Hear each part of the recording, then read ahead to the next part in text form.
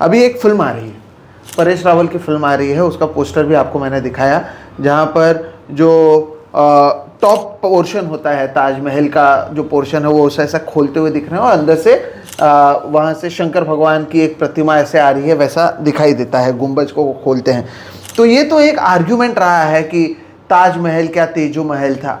क्यों ताजमहल को लेकर इतनी सारी बातें आती हैं, नंबर एक, अब इसके ऊपर मूवी भी आ रही है, क्यों बार बार ऐसा दिखाने की कोशिश करते हैं? जैसे राम मंदिर जहाँ पर बना वो बाबरी मस्जिद को ढहा कर कहते हैं उससे पहले मंदिर था। अब तो खुद जो हमारे चंद्रचूड़ साहब तो वो कह चुके हैं कि पहले तो आपने मंदिर गिराकर मस्जिद बनाई थी, जबकि जब उन्होंने फैसला दिया था तब उन्होंने ऐसा कहा नहीं। बहरहाल ताजमहल को लेकर ये सारी बातें आना, इसके पीछे के क्या आप मानते हैं कि क्यों ऐसे बार बार मुद्दा उठता रहा है ताजमहल का? ताजमहल तेजो महल है, इस तरह की बातें आना, अब तो फिल्म आ रही है, इसे कैसे देखें? देखिए, इसको ऐसा ये हिंदुत्ववादी कहते हैं कि एक शिव मंदिर था जिसको शाहजहाँ ने बदल के अपनी बेगम के, मुमताज़ महल के मौसोलियम के रूप में, मकबरे के रूप में बनाया। अब ये बात तो बिल्कुल स्पष्ट है कि वो जो जगह थी वो जगह राजा जयसिंह की थी। अच्छा। राजा जयसिंह एक वैष्णव थे, यानी धर्म के अंदर भी बहुत कहते हैं ना, हाँ। शिया सुन्नी उधर हैं, इधर वैष्णव शैव इधर है, तो वो वैष्णव थे, तो इसलिए शिव मंदिर का होने का तो सवाल नहीं उठता। वो राजा जयसिंह से शाहजहाँ ने खरीदी वो ज़मीन, हाँ, और उन्होंने बनवाया। इसका क्या सबूत है भाई? तो सबूत ये है कि शाहजहाँ के दरबार के जो रिकॉर्ड्स हैं, रिकॉर्ड्स यानी बही खाता, क्या बोलेंगे, अकाउंट बुक, अकाउंट बुक में आपको मिलेगा कि आज इतना पैसा कारीगरों को दिया गया, अच्छा, इतना मार्बल, मकराना से मार्बल आया, उसके लिए इतना पैसा खर्च किया गया। एक दूसरा, उस समय 2 लोग बाहर से आए थे, एक पीटर मुंडी बाहर के से आया हुआ था और टेवर्नियर नाम का एक फ्रेंच जौहरी वो आया हुआ था।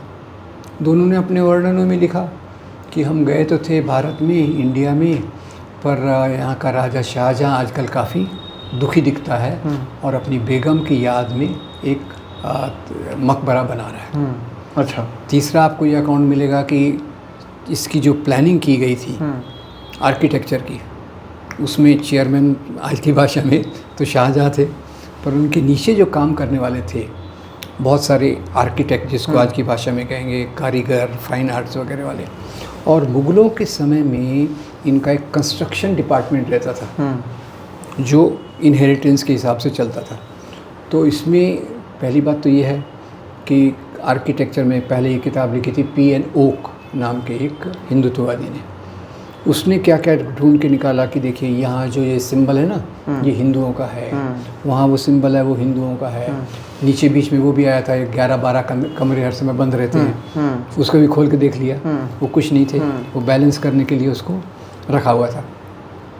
तो ये कहीं का भी जो आर्किटेक्चर है वो कभी भी प्योर नहीं रहता। जो आप देखिए तो मुग़ल आर्किटेक्चर का प्रभाव गुरुद्वारे में दिखेगा, सही बात है, मुग़ल आर्किटेक्चर का प्रभाव कई मंदिरों में भी दिखेगा। ऐसे ही हिंदू मोटिव जिसको अंग्रेज़ी में कहते हैं, I don't know Hindi word, तो वैसे कई मोटिव वहाँ हैं जिसके बेसिस पे P.N. ओक एक के बाद एक बिल्ड करते जाते हैं कि यहाँ ये शिव का प्रतीक है, वो शिव का प्रतीक है, वो इसका प्रतीक है। पर वास्तव में देखा जाए तो जो इतिहास में शाहजहाँ ने जिस प्रकार से किया उसका उल्लेख विदेशी ट्रैवलर करते हैं, उनका तो इसमें कोई वेस्टेड इंटरेस्ट नहीं है। बही खाता तो आपको गलत बोलेगा नहीं, इतना पैसा राज खजाने से गया वो आपको मिलता है।